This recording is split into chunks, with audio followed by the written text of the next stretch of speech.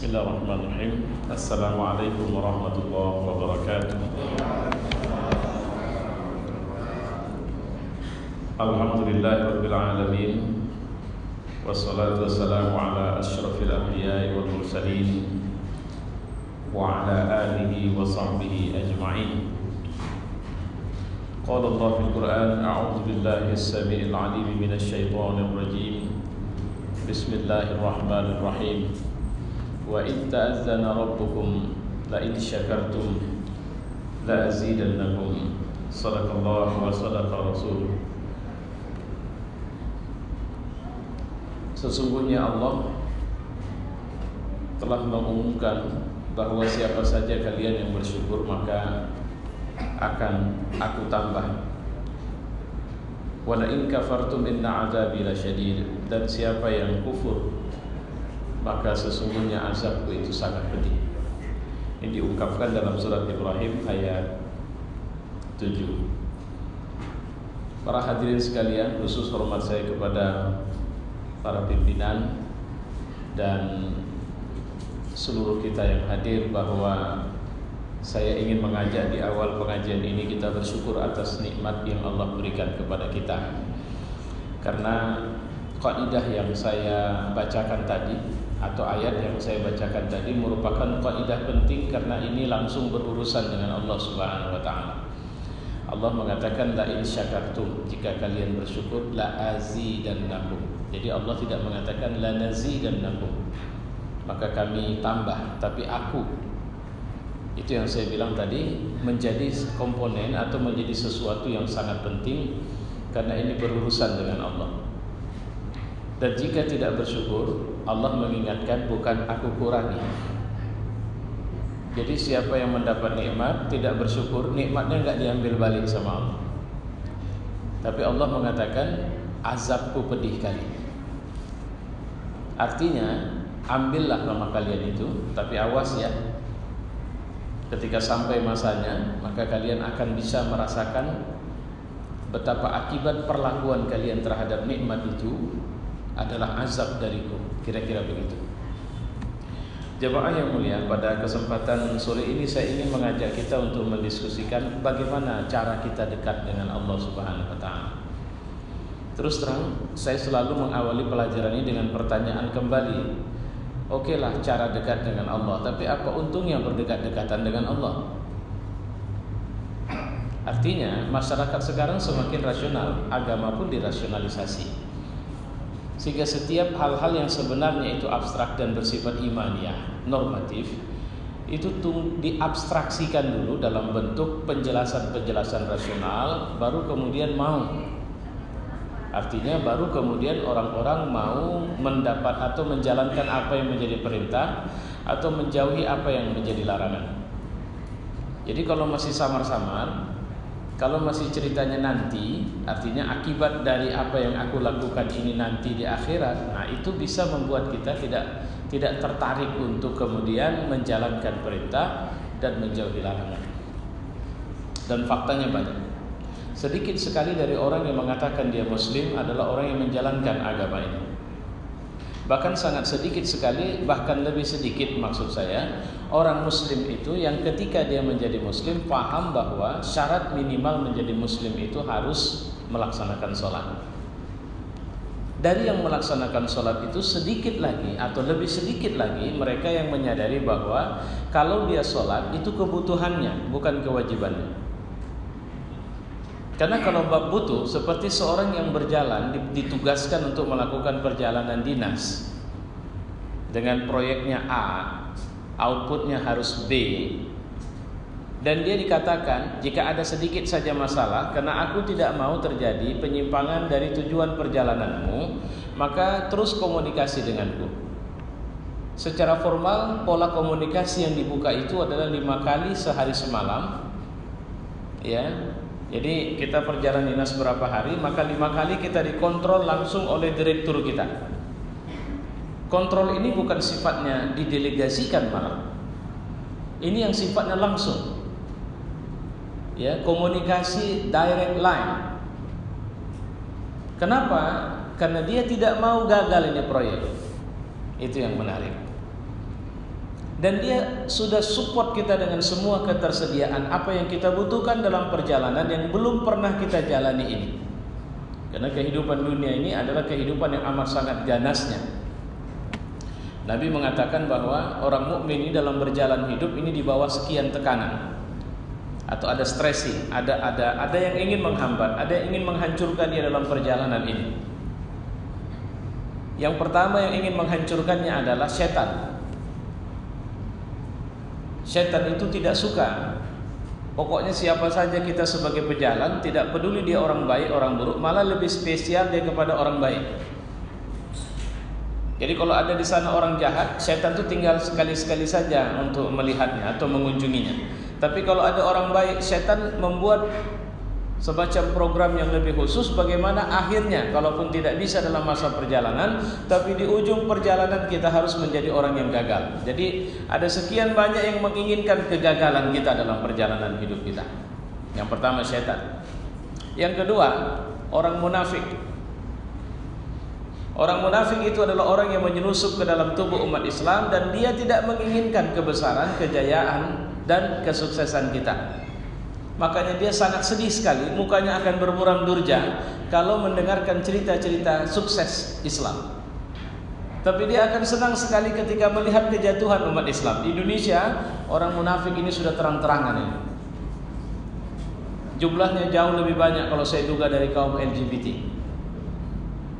Dan pekerjaannya selalu ada di media sosial sekarang. Karena mereka sudah melihat kalau nulis buku, orang Indonesia sudah malas baca.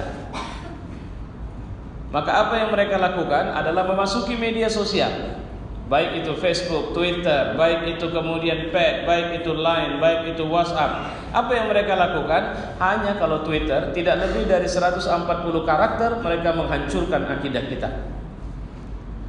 Dan mereka tanpa tanggung jawab, karena walau tanpa spesifikasi ilmu. Jadi ada orang yang spesifikasinya ilmu komunikasi, tapi bicara tentang tafsir Quran. Nah itu yang terjadi. Dengan bahasa-bahasa yang munafik. Saya bilang bahasa-bahasa yang munafik adalah karena sebab dia itu indikasinya kelihatan. Nyata sekali kebencian di hati mereka yang tak bisa mereka tutupi dari perbuatan mereka dengan alasan-alasan kemanusiaan. Saya sudah enak untuk menyebut namanya karena ada beberapa orang yang seringkali main-main di Twitter itu. Tapi saya yakin kalau Bapak pegiat media sosial juga bisa mengetahui mereka siapa yang saya maksud.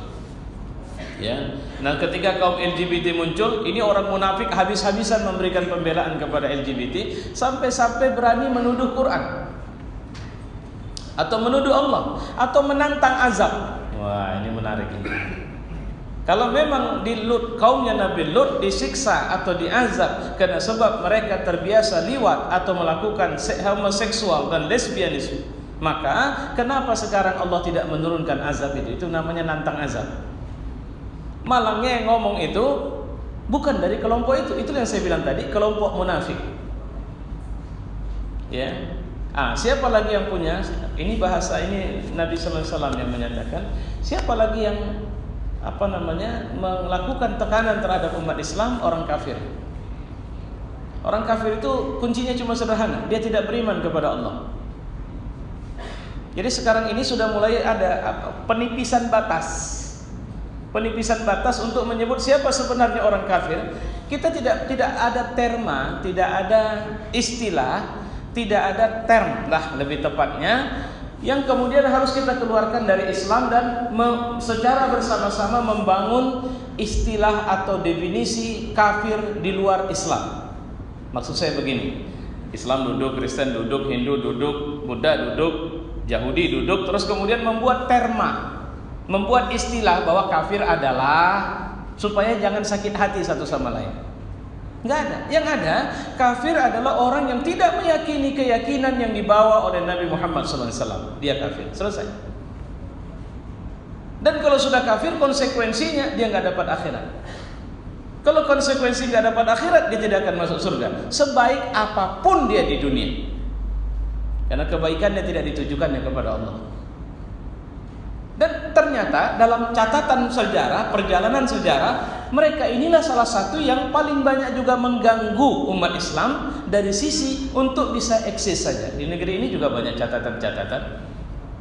Ya. Makanya inilah negeri dengan jumlah penduduk paling besar umatnya, tapi kalau saya bilang daya tahan atau paling mudah disusupin atau dimasukin atau diserang oleh siapapun kekuatan dari luar. Ya, baik, itu yang ketiga, yang menyerang kita. Yang keempat, diri kita sendiri.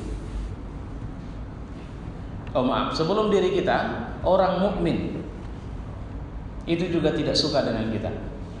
Tapi orang mukmin yang mengidap penyakit dengki. Jadi kalau ada bapak orang yang dengki sama bapak, capek bapak dibuatin. Dengki dengan jabatan bapak, habis-habisan dia berupaya agar bapak bisa berhenti dari jabatan itu. Dengki dengan keakuran rumah tangga kita, habis-habisan. Tapi biasanya orang dengki ini paling jelimet menjadi menjadi orang yang bisa atau menganalisa kekurangan kita. Karena kalau orang cinta itu nggak jujur itu. Peseknya hidung kita, dibilang ketika kita tanya, memang pesek hidungku bang, apa jawaban dia? Tapi manisnya aku tengok. Jadi dia tidak menjawab. Serius ini bang, aku tanya, iya, tidak ada perempuan yang cantik walaupun kalau ditarik dari atas ke bawah, nggak nyangkut hidungmu dengan tanganku itu, ya. Tapi kaulah perempuan paling cantik. Itu kenapa? Karena cintanya. Tapi bertanyalah kepada orang yang dengki, sudah nyaris sempurna wajah kita, masih ketemu sama dia. Apa kekurangan kita? Jadi kita ini bisa tidak aman karena sebab ada orang mukmin yang dengki sama kita, tapi bisa kita siasatin ini. Kedengkian itu sebagai guru kita. Karena biasanya orang dengki adalah orang yang paling mampu mencatat semua kekurangan kita dan jadikan catatannya adalah catatan untuk berbenahnya kita. Itu yang harus kita lakukan. Jadi nggak usah stres sekali, karena dengki ini juga menular. Sama seperti marah itu menular.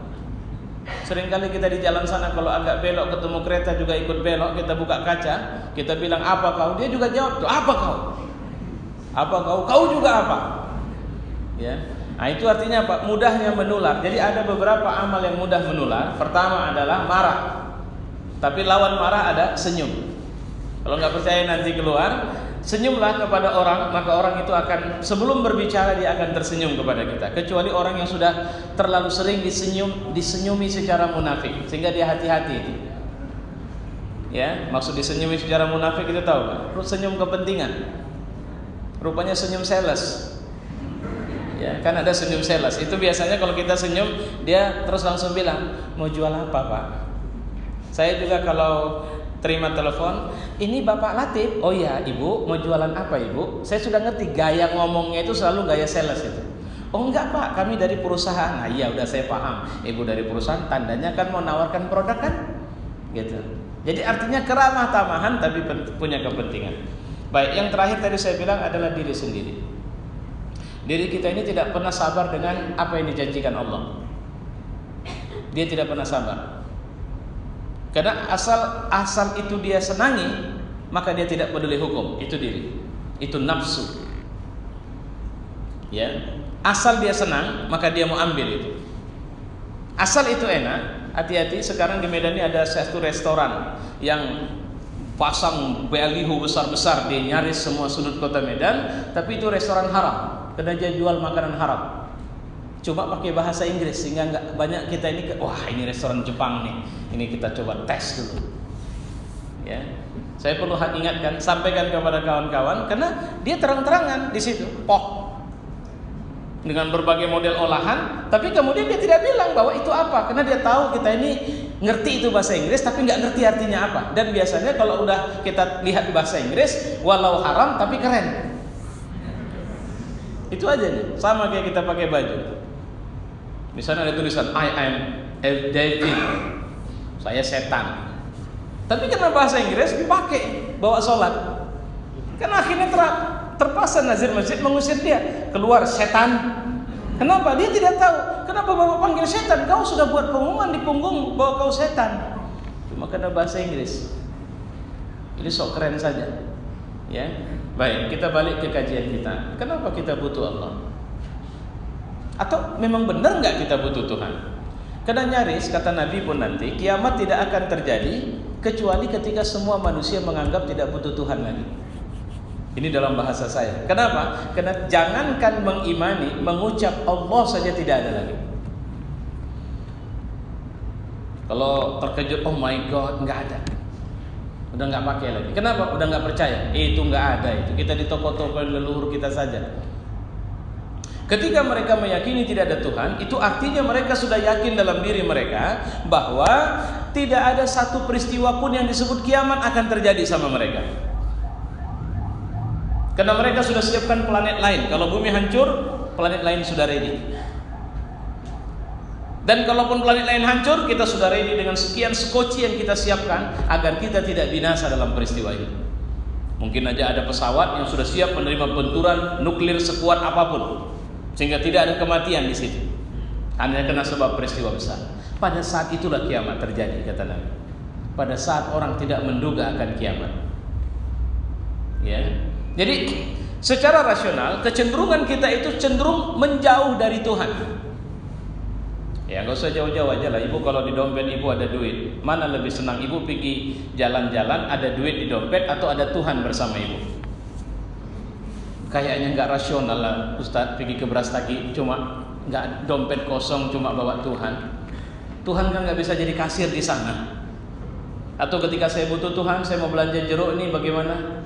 Atau saya dengan cara berdoa? Enggak. Jadi apa yang sering secara rasional membuat kita nyaman adalah apa yang ada bersama kita, walaupun yang bersama kita itu belum tentu bermanfaat untuk kita.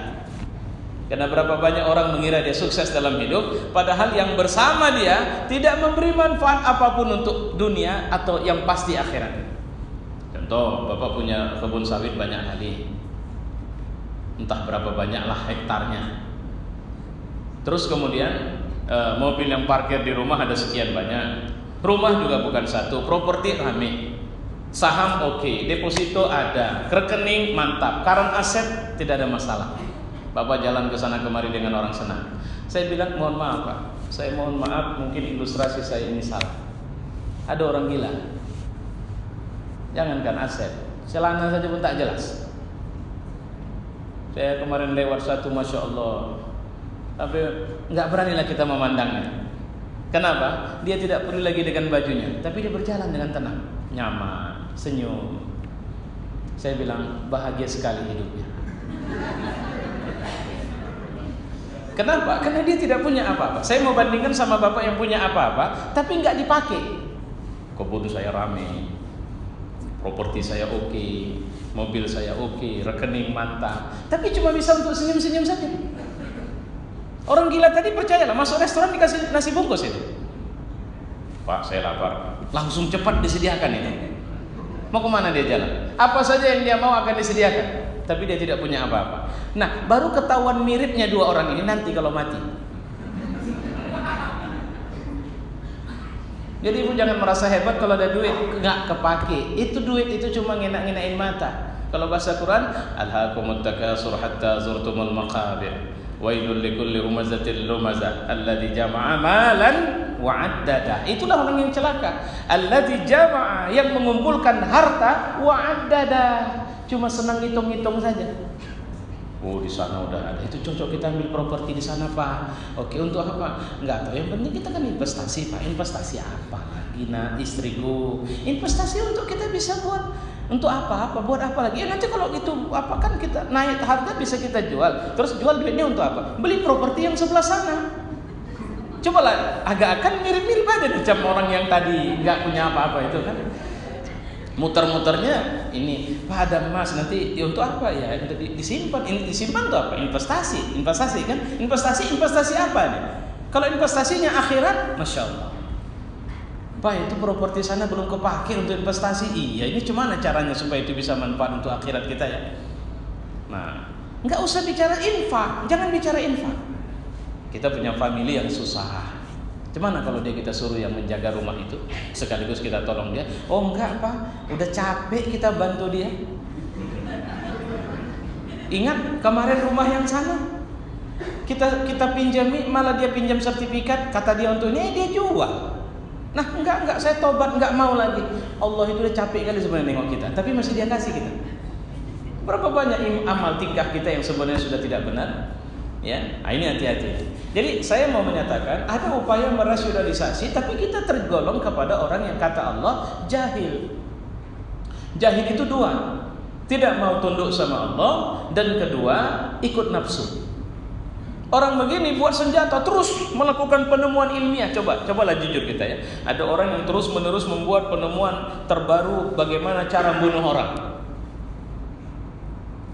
Ya kan, buat bom, buat ini, buat itu. Pertanyaan untuk apa itu semua dia buat? Ya nanti kalau perang, loh kenapa harus cerita kalau perang? Teman saya, mohon maaf, sampai-sampai saya pingin kalau bahasa Medan mau nabuk mulutnya. Dia properti, memang orangnya juga kalau saya bilang tak ada sakit hatinya. Cuma kalau cerita itu asal bangun rumah, maunya Ustadz nanti kalaupun apa jangan buat yang sifatnya apa namanya, kalau pakai kayu itu apa istilahnya ini, asbes atas ini Pak. Nah, sekarang harus pakai rangka baja supaya nanti kalau kebakaran enggak ceritanya kebakaran kan, itu saya bilang ini cocok ditabuk ini semangatnya cerita negatifnya saja. Nanti kalau kebakaran dia enggak kebakar. Loh, nggak kebakar, cemana ini orang? Itu banyak rumah-rumah besar rangka baja, besi juga bisa terbakar sama dia. Jadi artinya pendekatannya negatif thinking. Padahal sebenarnya tidak harus demikian.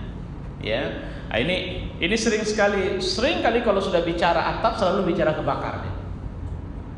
Walaupun sebenarnya boleh. Salah satu faktor untuk bicara dari titik keamanan itu, cuma cara ngomongnya pendek kali. Saudara saya sakit apa Ustaz? Sakit ini. Masih ada rumahnya? Masih, ya suruh jual rumah aja. Tuh, kok cerita jual rumah? Ya, kan nyawa lebih bagus, lebih penting daripada rumah.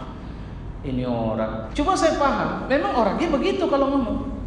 Jadi hal-hal yang pendek cuma terkejut, jadinya hilang etika. Apa namanya? Kesantunan bahasa itu tidak ada. Maka saya bilang kau ini orang baik, cuma aku khawatir masih masuk neraka. Kenapa Ustaz? Mulutmu itu. Kenapa? Kalau ngomong selalu dengan apa namanya, sesuatu yang semua dianggap easy going aja, ya, sehingga dia lupa untuk bicara bagaimana bicara yang tidak membuat hati orang apa namanya tersakiti atau tergores.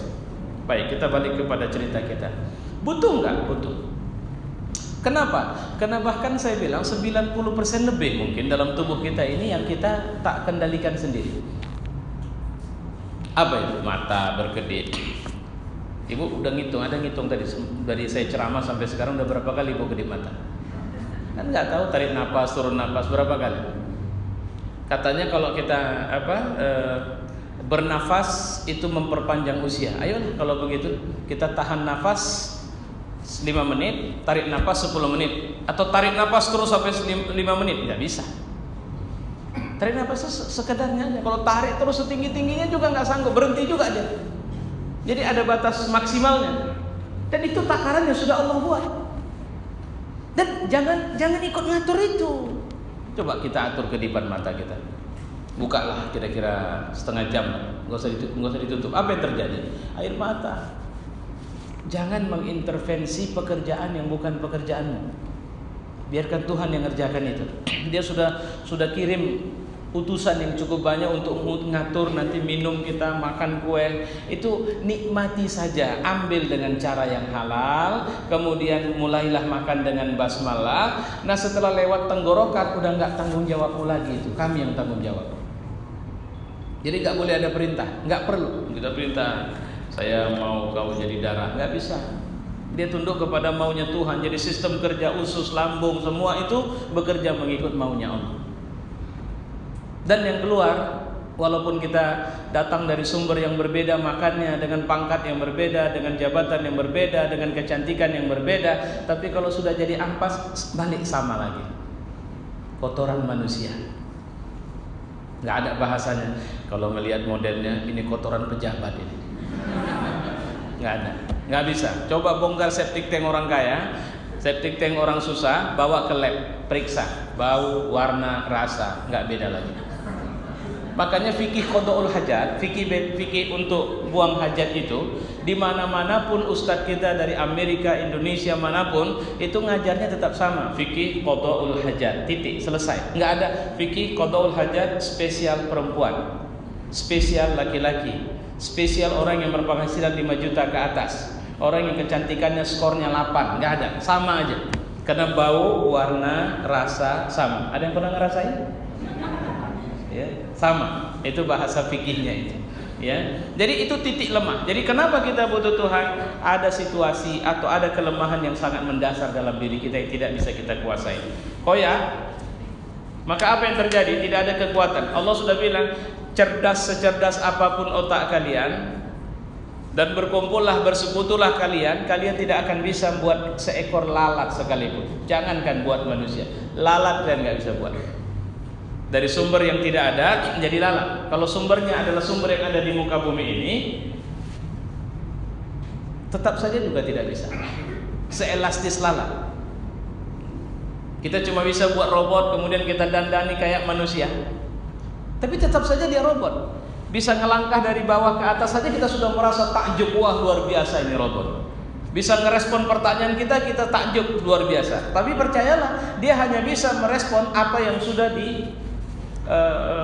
dibenamkan dalam memori dia. Kalau manusia mau belajar bahasa apapun kita bisa. Jadi sebenarnya secara potensial dalam otak kita ini ada kemampuan untuk bisa berbahasa semua bahasa yang ada. Tinggal persoalan mengaktifasinya dengan cara belajar. Kalau komputer tidak bisa. Bapak ambil tablet Bapak. Ada jenis tablet yang tidak punya bahasa Indonesia.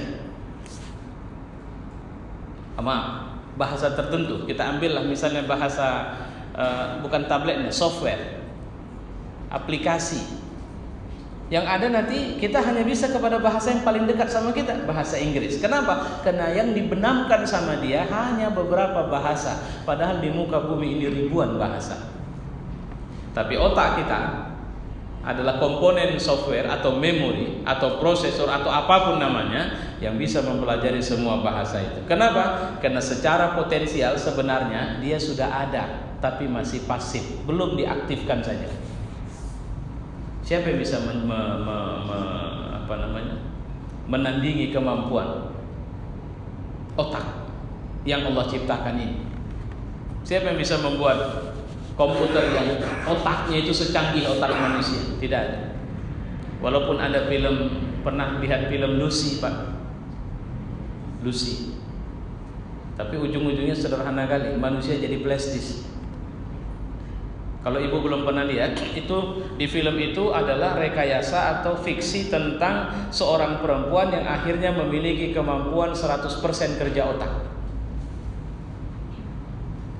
Ya, padahal manusia katanya siapapun yang paling cerdas itu hanya mampu memakai 10% dari kemampuan otaknya.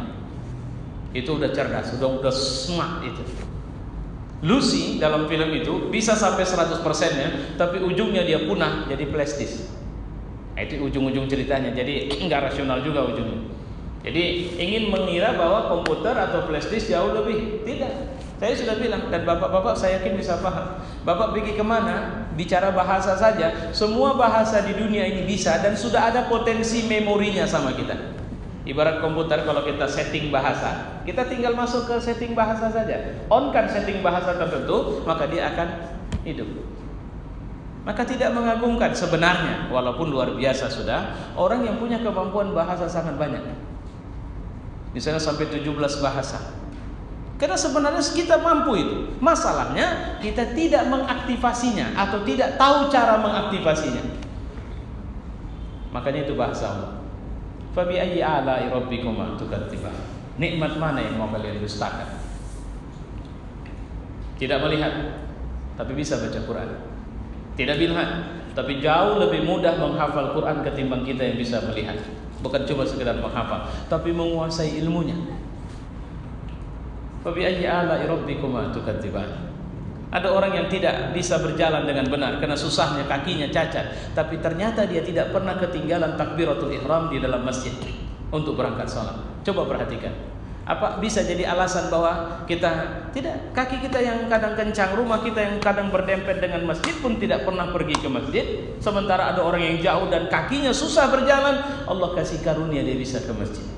Apa sebenarnya yang aktif dalam dirinya adalah keyakinan, kepercayaan. Makanya hati-hati, sering kita perhatikan, kita mampu mendeteksi semua persoalan fisik kita, tapi kita lupa bahwa sebenarnya ada ruh di dalam itu yang sebenarnya juga butuh perhatian.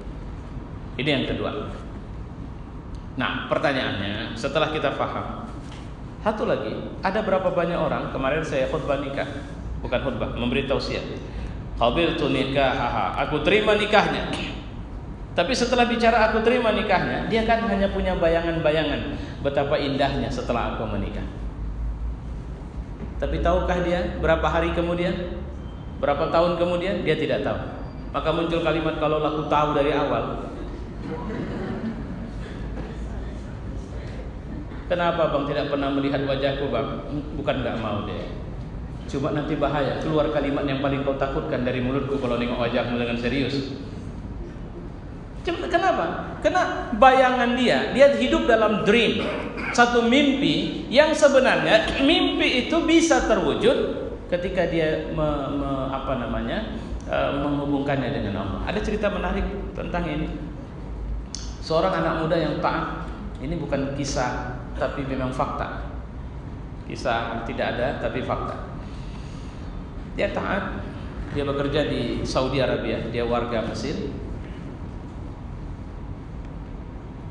Setelah dia merasa sudah mapan secara ekonomi, dia telepon orang tuanya dan dia minta supaya dicarikan istri untuknya. Dia datang dari keluarga kaya, bukan keluarga susah. Ayahnya mengatakan, kau sudah siap? Siap. Ada calonmu, saya berharap ayah bisa carikan calon yang pas untukku. Betul, betul. Jujur, jujur. Tidak bantah, tidak. Baik. Nanti dalam beberapa hari ayah kirim fotonya. Dia bilang apa? Enggak usah ya. Jadi aku percaya saja. Pokoknya begitu ayah jumpa orangnya, sampaikan aku mau menikahinya. Nanti aku datang pada hari pertama pernikahan saja.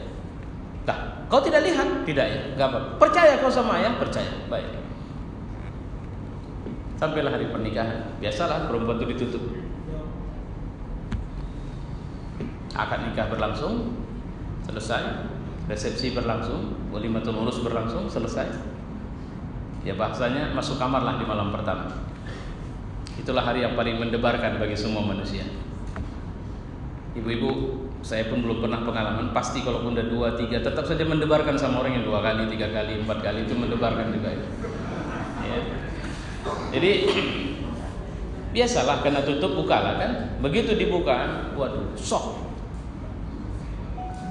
Mukanya muram. Shock, terkejut betul. Dia tidak bisa mengucapkan satu patah kalimat pun. Akhirnya dia berjalan berbalik dan tidur baring membelakangi istrinya.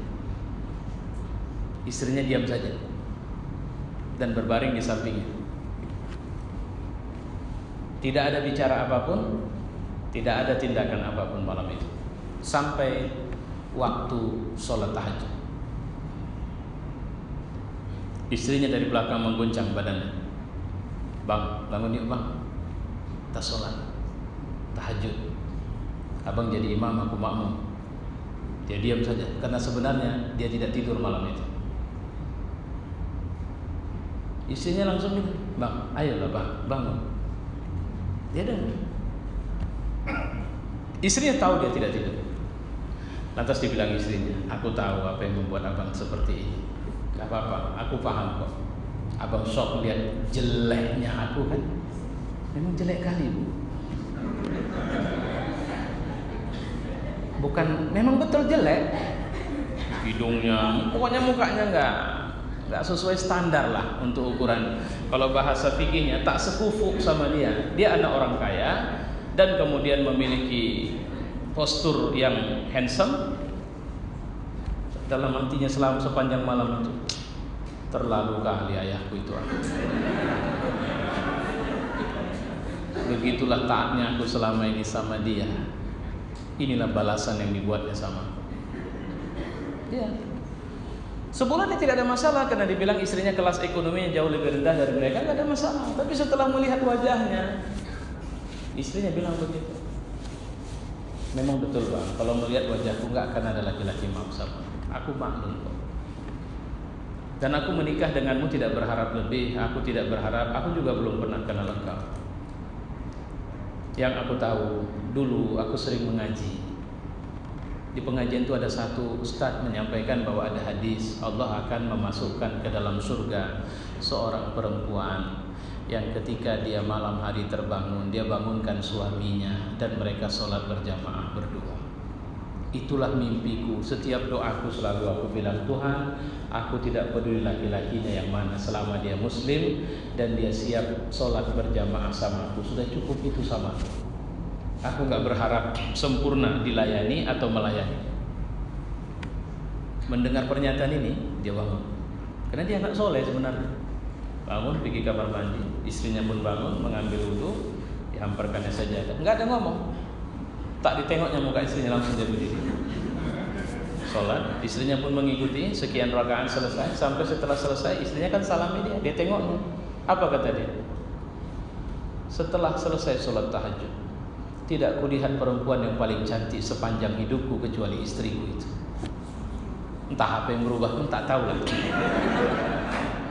Yang pasti imannya merasuk, kemudian melihat dari view yang berbeda. Makanya kan ada cerita kita, siang itu ganteng ya. Aku bilang, perhatikan betul-betul, tapi lama, betul-betul perhatikan. Karena ada yang begitu ya.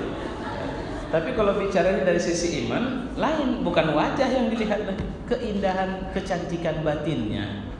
Dan ternyata benar, setelah mereka berkembang punya anak-anak mereka anak saleh. Jadi bukan faktor wajah.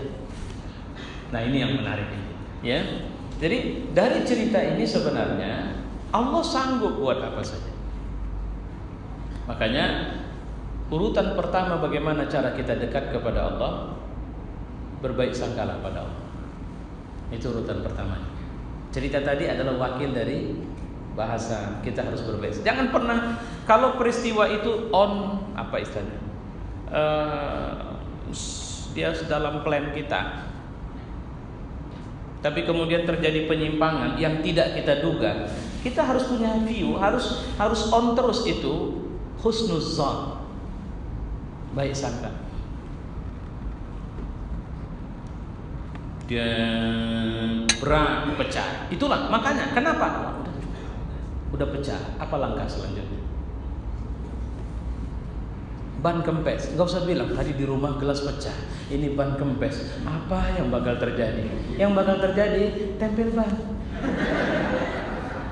Kalau di rumah gelasnya beli baru, selesai, nggak usah jauh-jauh. Dan pulangkan semua kepada Allah. La haula wala quwwata illa billah. Gitu. Makanya Nabi mengatakan ajaban di amril mu'min, ajaib ini orang mukmin. Inna amruhu kullahu lahu khair. Semua urusan sama dia itu baik. Dia tidak pernah punya view yang negatif kepada Allah di situasi yang semua manusia melihat dia habis sekalipun, dia tidak pernah kehilangan. Ya. Nah itu catatan yang patut kita perhatikan. Kemudian kalau pertama adalah berbaik sangka kepada Allah, yang harus kita pahami dari ini. Tapi yang jangan pernah menuduh Allah, karena rencana Allah jauh lebih istimewa dari rencana kita. Ya. Yang kedua adalah bersyukur kepada Allah. Apa yang dimaksud dengan bersyukur kepada Allah? Nah ini bukan alhamdulillah, bukan buat syukuran. Kayak Nabi, syukur ini sebenarnya kiat sukses. Syukur ini sekaligus peringatan, tazkirah. Jangan pernah puas dengan kedudukan. Event dunia akhirat. Dunia ini hitungannya, kalaupun kita bisa hidup 1000 tahun, itu cuma sehari di akhirat. Jadi cara berpikir seorang mukmin itu ada cara yang melampaui. Apapun yang didapatnya di sini, ini tidak boleh menghancurkan apa yang ada di akhirat nanti. Jadi apa yang dimaksud dengan bersyukur? Apapun yang kita dapat, ini harus kita berdayakan, kita olah untuk kebutuhan akhirat, dan pasti dunia akan ikut di dalamnya. Maka Nabi Sulaiman itu mengajari kita bersyukur. Untuk mintanya sama Allah, auzi'ni an ashkura, karuniakan kepadaku kemampuan untuk bersyukur. Auzi'ni an ashkura. Kenapa? Karena banyak kita minta pangkat tanpa syukur, jadi sombong.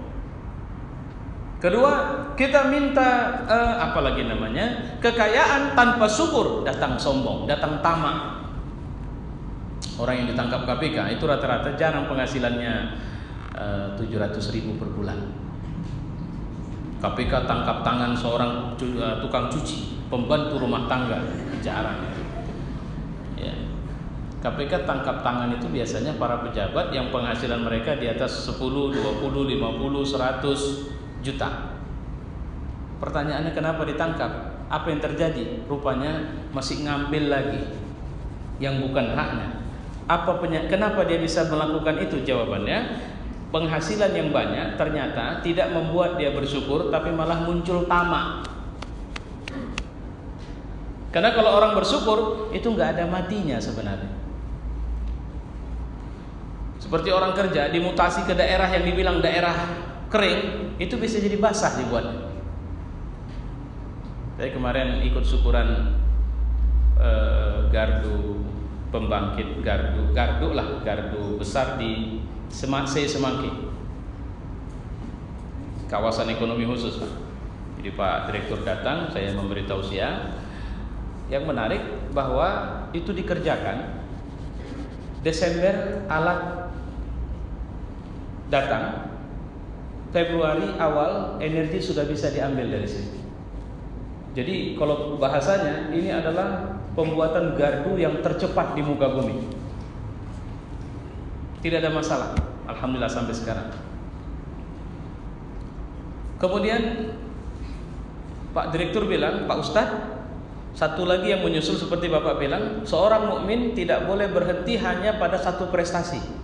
Jadi begitu ada prestasi, pekerjaan kita bukan apa teorinya? Syukur. Syukur itu artinya akhirnya aku tidak pernah puas dengan apa yang ada hari ini. Aku ingin tunjukkan bahwa semua yang dikasih sebagai apa istilahnya, sebagai bekal adalah semuanya memang akan aku habiskan dan layak untuk sebagai bekal perjalanan ini. Jadi nggak perlu ada yang disimpan-simpan. Gitu. Jadi apa tanda saya bersyukur dengan jajet saya? Saya gunakan dia untuk kebutuhan. Berapa banyak kita beli jajet mewah tapi nggak tahu fiturnya. Bapak ada ini? Nggak tahu saya Pak Ustaz. Kalau buka pun anak saya kadang-kadang saya suruh, ngapain beli yang mahal? Kadang-kadang udah hidup tak bisa buka. Cuman ini, itu bukan layar tekan Pak, layar sentuh. Kan beda layar tekan. Kalau tekan tuh lama dia, kan ada telepon jenis itu, layar sentuh. Jadi mewah jajetnya, tapi dia tidak tahu penggunaan fitur besarnya apa, sehingga tidak bermanfaat kan? Kalau sudah tidak bermanfaat, akhirnya orang bilang apa? Kasihan juga bapak itu. Kenapa? Habis. Nah itu tadi. Kalau orang makin kaya, sakit giginya, kemana berobat? Kalau awak mesti ke puskesmas. Kalau dia Singapura, nahankan ke Singapura itu giginya itu loh. Itu sakit luar biasa. Kenapa dokter pribadi saya di Singapura Pak Ustaz? Terakhir nunggu di bandara, delay pula lagi. Kan jadinya masalah dan biaya besar. Nah, itu contohnya. Padahal sebenarnya la in syakartum, bersyukur itu artinya apa? Pertama mengucap hamdalah, kedua kita memberdayakan apa yang menjadi nikmat itu di jalan Allah sehingga itu tidak hanya memberi manfaat dunia tapi juga akhirat. Itu dia. Baik. Yang ketiga, sabar dalam ikhtiar. Karena logikanya sederhana. Fa inna ma'al usri yusra. Allah tekankan itu sampai 2 kali. Inna ma'al usri yusra. Udahlah. Apa maunya? Ini Pak, kita ada proyek ini. Mau ngapain? Wah, udah capek Pak, enggak pernah gue. Inna ma'al usri yusra. Kita ini cuma kurang sabar saja melihat peluang di tengah kesulitan ini. Itulah makanya butuh tawasi bainana, saling menasihati. Ya mohon maaf tadi ketika pembebasan lahan lama, ternyata bapak yang GM yang baru, apa yang dia lakukan? Oh, pendekatan adat belum dibuat. Datang dengan pendekatan adat, bawa pisang, bawa ikan mas, bawa apa semua. Orang Batak kan gitu dia. Terus sudah dimasakkan apa? Di arsik istilahnya. Wah, udah beda itu penyambutan. Langsung selesai. Harga yang semula tinggi itu jatuh ke bawah dengan satu syarat, jangan dijual lagi. Saya tak mau. Tak masalah itu. Itu artinya apa? Inna ma'al usri yusra. Orang mukmin itu enggak ada matinya. Masa Thomas Alva Edison sampai sekian ribu kali masih sabar, kita udah enggak sabar. Hajar mencari air itu sampai 7 kali. Itu pun berhentinya karena temu air betul-betulan. Kalau nggak temu air betul-betulan dia pasti akan. Kenapa harus naik antara Bukit Sofa dan Bukit Marwah? Karena itu bukit tertinggi. Apa yang dilakukannya? Bukan dari Safa ngelihat ke Marwah, dari Marwah ngelihat ke Safa, bukan gitu. Tapi dari Safa dia keliling mencari. Tak dapat, turun dia ke Marwah, cek lagi. Tak dapat, turun naik dia ke Safa, cek lagi. Begitu yang terjadi. Sekarang nggak terasa itu. Dulu turun naiknya itu berat kali itu. Masa dia masih kering kerontang, batu-batuan, gunungnya juga tinggi. Baru kemudian ketika di Marwah kelihatan air dari arah Ka'bah. Masya Allah, udah ada air berserak. Jadi yang namanya ikhtiar, sabar itu, kalau sudah ini loh plannya, kalau ini sudah ini loh mapnya, map to success, maka sabar di situ. Karena terkadang Allah bukan mau ngasih sukses dalam tempo cepat. Allah tengah ingin melihat daya tahan kita di tengah kesulitan. Kelemahan kita ternyata kita tidak berdaya dan payah bertahan. Ya. Yang terakhir, tawakal. Tawakal ini sebenarnya kerja Allah. Setelah kita habis-habisan berikhtiar, ketuk pintu tawakal. Ketuk atau deketin Allah melalui pintu tawakal. Seperti seperti Zakaria. Berapa tahun dia minta anak? Puluhan tahun. Karena dia tahu tidak ada manusia yang bisa buat anak. Allah yang bisa buat. Kenapa anak bapak ibu sedikit? Ya memang segitu dapatnya Pak Ustaz. Oh iya. Iya kita nggak ada pasang-pasang KB, enggak, memang segini adanya. Ternyata cuma satu anak. Ada yang udah capek betul segala cara dibuat, ternyata tidak juga. Jawabannya sederhana. Makanya jangan minta. Wilayahnya kalau wilayah ikhtiar itu jangan paksa Tuhan ikut hadir di situ. Ngerti maksudnya? Kan saya pernah cerita tentang ini tiba-tiba mati lampu PLN, mati. Terus setelah mati lampu, Bapak berdoa, ya Allah, kami sedang mengaji, ya Allah, tolong hidupkan lampu kami. Ih, geremnya Allah nih orang yang berdoa begini. Masa urusan lampunya mati di ruangannya dia minta Tuhan turun dari langit cuma untuk hidupin lampu? Kan wilayah ikhtiar. Maksudnya apa? Kalau mati lampu, genset masih ada. Lampu penerang yang lain yang sempat lampu emergensi masih bisa digunakan. Masa langsung maksa Tuhan ambil jalan pintas? Jadi untuk apa pakai otak? Kalau bahasa Quran, afala ta'qilun. Bilang ta'qilun itu kalau manusia giginya rapat itu. Kalau bahasa Medan, apa tak punya otak kau? Nah, itu bahasa Medan itu. Kenapa? Lampu mati, harusnya otakmu masih bisa digunakan. Begitu. Ini enggak bentar-bentar, ya Allah, aku susah kali ya Allah, tolonglah dibantu. Seperti misalnya kalau bisa siap aku berdoa ini di bawah sajadahku ada 200.000 rupiah ya Allah. Atau tiba-tiba ada duit tidak tahu dari mana sumbernya masuk ke rekeningku ya Allah gitu. Ini kelewat doanya gitu kan.